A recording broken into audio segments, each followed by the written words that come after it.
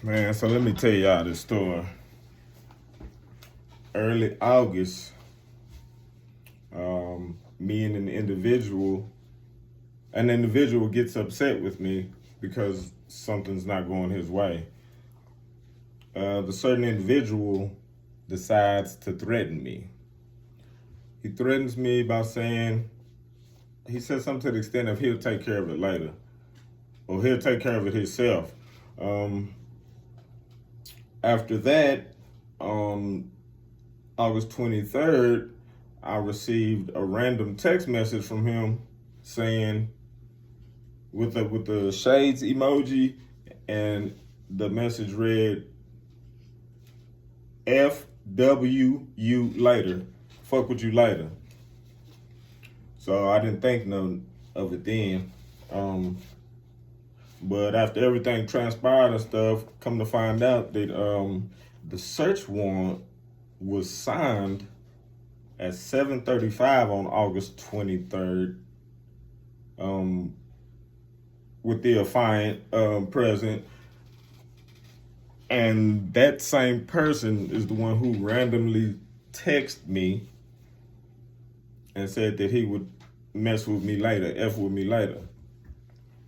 Okay, on the 26th, I get a text from the affiant at 12 p.m. Then I get a phone call from this same person at around 12:23. We stayed on the phone about 8 minutes. We weren't really talking about anything. He was allegedly coming over, so I'm not a phone person anyway. So I ended the phone call. Hey, bro, I'm not gonna sit on the phone. I'll talk to you later, whatever. For whatever reason, this person calls me back like 20 minutes later, just asking me, what am I doing? Like, we didn't just talk or something, or like, you know what I'm saying? Just, I don't know, just being weird. I get off the phone with this gentleman, and I was going to go meet a friend. I had just came from the post office and came back home, threw some clothes on, and was going to go meet a friend for lunch. I go downstairs, I get in the car,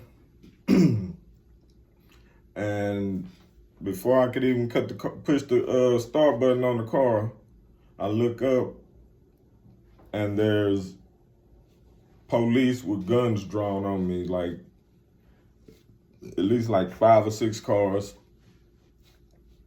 at least like 10 guys. And I thought it was a mistake. Honestly, thought it was a huge mistake. So they tell me to get out the car, whatever. I had both my phones on me. I had my wallet on me and my keys. I get out the car. They handcuffed me, put me in an undercover police car. Yeah, I guess it was undercover. It was like a Chrysler 300 or something.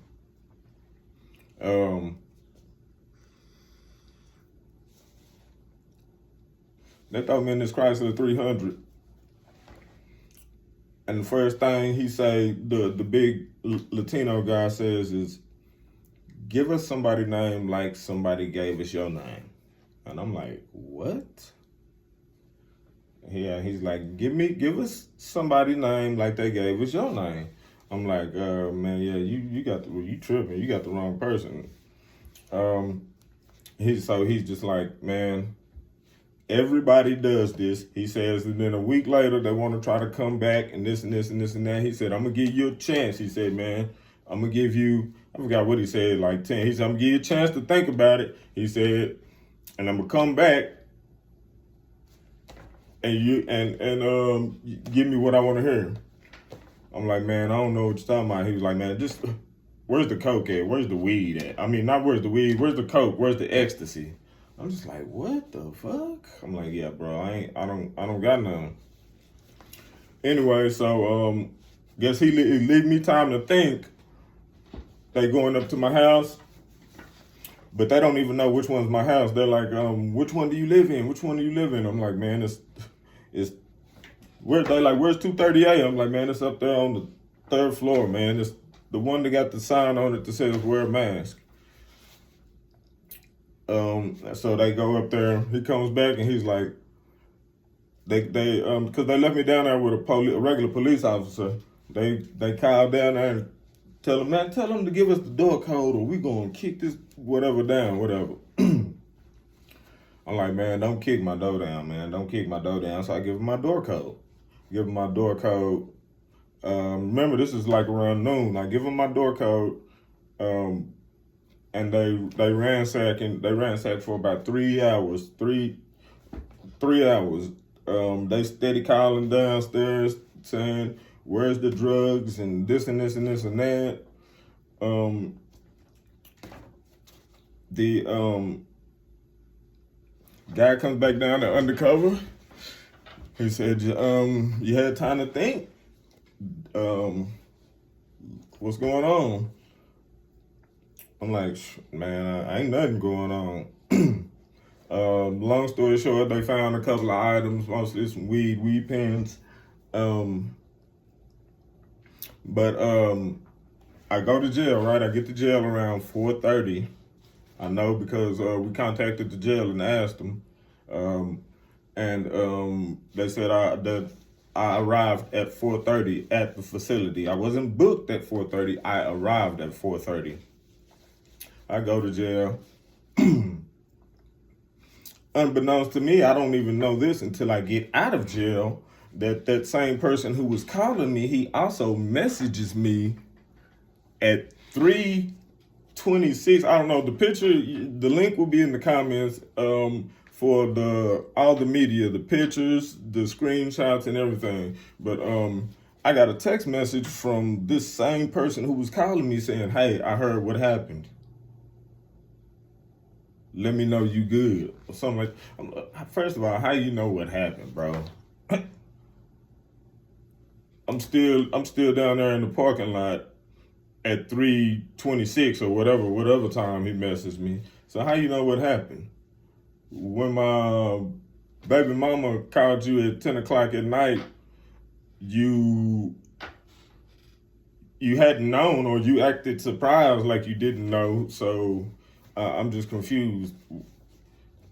Why did he message me saying, are you good? I heard what happened. How you heard what happened, bro? Shoot, answer that. If you didn't do it, how you heard what happened?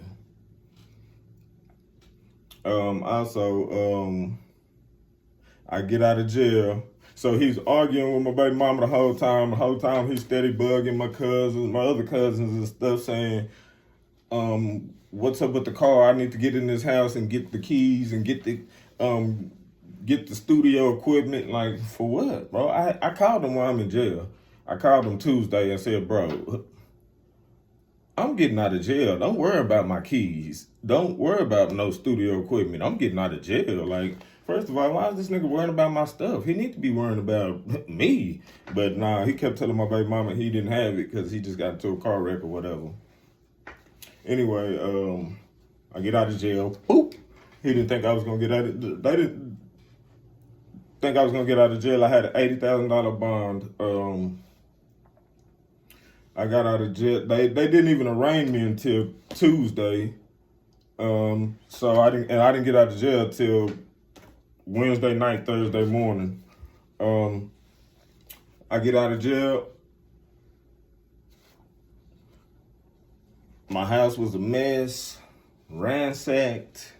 TVs missing off the wall. Fish tanks missing off the wall. My room looked like a tornado had came through it, man. It was crazy. A lot of the stuff that I do have is because when they came up here and ransacked everything, they like had laptops hid up under piles of clothes and documents and stuff. So the little thieves who broke in, the little bums who broke in my shit, Didn't get to take all that, but they still got a lot of stuff. So yeah, I wasn't even in jail that long, and somebody broke in my house and took my shit. But it's crazy because somebody was watching my stuff. So I don't understand how that happened so fast, and how much and so much big stuff got took so quick in such a short amount of time without anybody knowing anything, because there's movement in these apartments 24/7, and I stay on the third floor, and I got cameras, man. So you had to know what was going on. You had to. Like, nobody's gonna come up here on that. Like, I've been here 5 years, and stuff like that don't happen. Anyway, so I get out, bam. Next day, wake up, my MacBook pings at the same person apartment who was calling me before I went to jail. The same person who was calling and bugging my cousins about trying to get my keys and stuff. That's where my MacBook pinged at, right? So my MacBook pings there. I call my cousin. I'm like, "Say, what do I do?" She was like, "Oh, I'm at work. I'm in a meeting. When I get done with a meeting, I hit you up." So she hit me up or text me back or whatever, and she was like,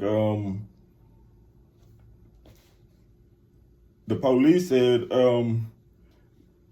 to call them when you get there, but don't do nothing by yourself or whatever.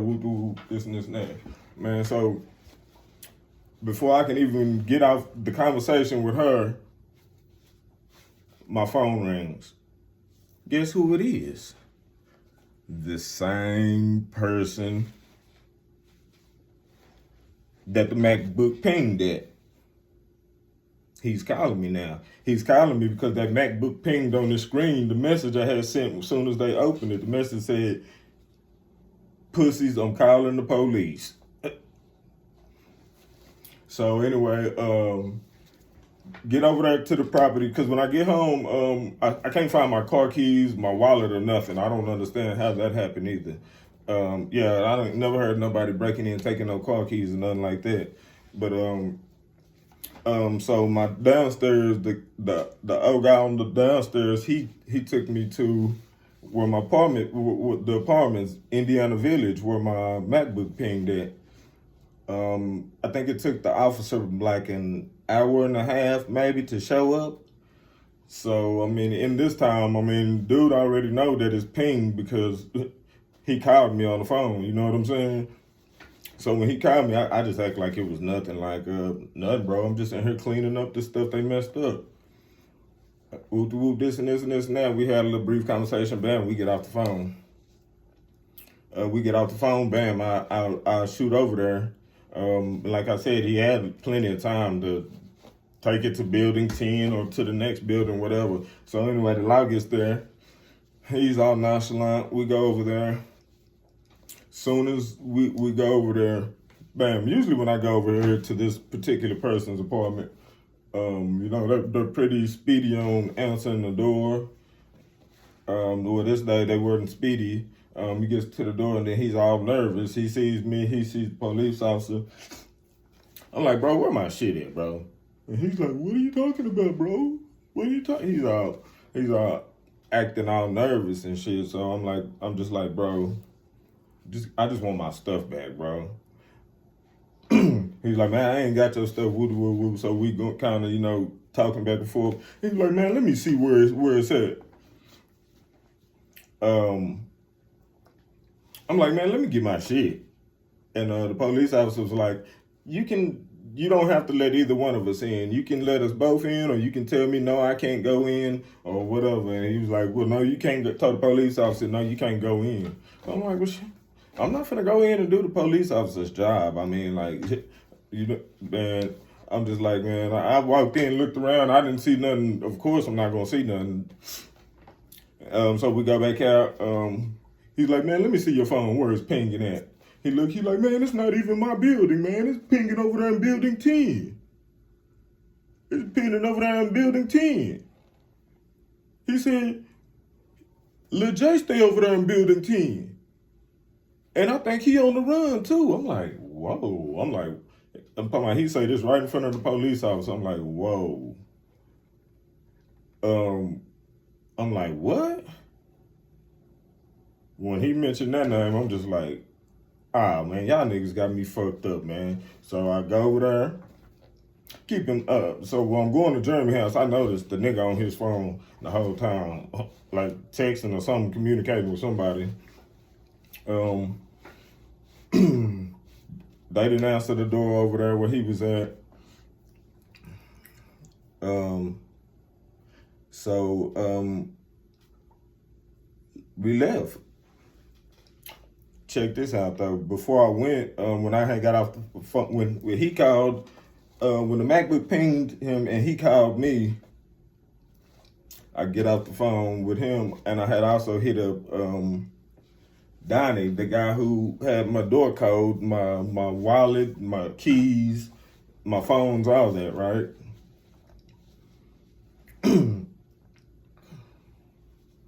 And